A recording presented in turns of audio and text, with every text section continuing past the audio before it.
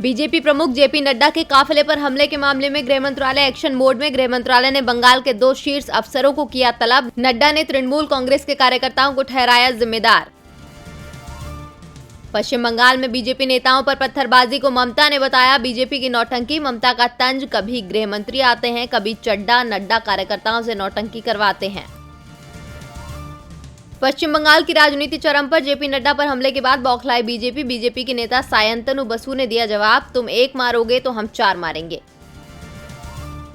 पश्चिम बंगाल में लगेगा राष्ट्रपति शासन। केंद्र ने राज्यपाल से कानून व्यवस्था पर मांगी रिपोर्ट। बीजेपी अध्यक्ष जेपी नड्डा के काफिले पर हुआ था हमला।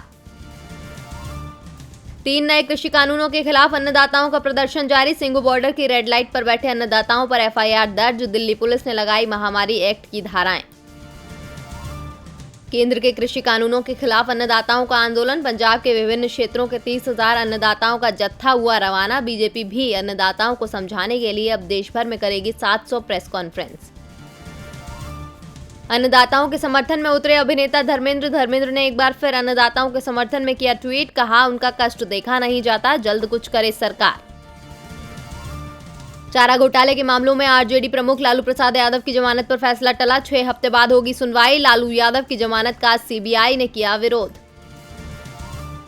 कांग्रेस के नेतृत्व वाले संयुक्त प्रगतिशील गठबंधन के अध्यक्ष पद को लेकर राजनीति तेज। एनसीपी प्रमुख शरद पवार यूपीए के हो सकते हैं अगले चेयरपर्सन। शिवसेना प्रवक्ता संजय राउत ने कहा, कांग्रेस पड़ रही अब कमजोर, विपक्ष को साथ आने की जरूरत। आयुर्वेद चिकित्सकों को सर्जरी की इजाजत का विरोध। देश भर में डॉक्टरों की हड़ताल। इंडियन मेडिकल एसोसिएशन के नेतृत्व में विरोध प्रदर्शन।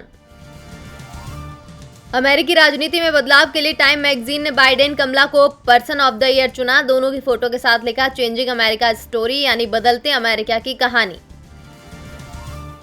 साउथ अफ्रीका की कंपनी ने वैक्सीन के लिए बनाया हीलियम कूल्ड केस। बिना पावर सप्लाई, -150 तक रहेगा तापमान। 30 दिन तक वैक्सीन रहेगी सेफ।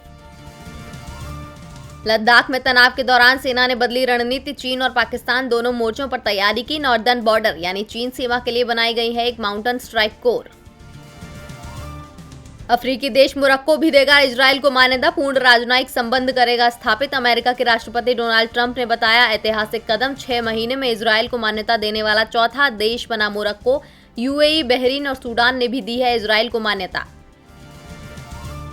ब्राजील में जानलेवा फंगस कैंडिडा और इसका पहला मामला। इस पर दवाएं भी बेअसर। मौत का खतरा 60% तक। अगर ये ब्लड के जरिए शरीर में फैलता है तो जा सकती है मरीज की जान।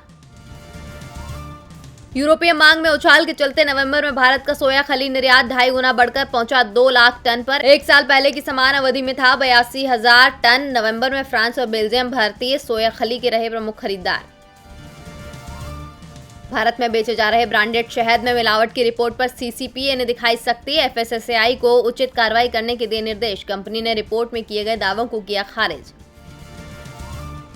आर माधवन ने बंजर जमीन को बनाया उपजाऊ। इस आधुनिक तकनीक को दूसरे किसानों तक पहुंचाने की योजना। अपनी तकनीकी को पूरी दुनिया से साझा करना चाहते हैं माधवन।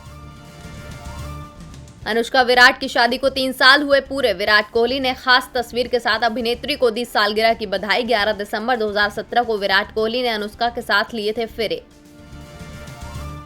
30 दिन बाद रोहित शर्मा ने पास किया फिटनेस टेस्ट। ऑस्ट्रेलिया में टेस्ट सीरीज खेलने पर सस्पेंस। अंतिम बार नवंबर में आईपीएल 2020 के फाइनल में मुंबई की तरफ से मैदान पर उतरे थे रोहित।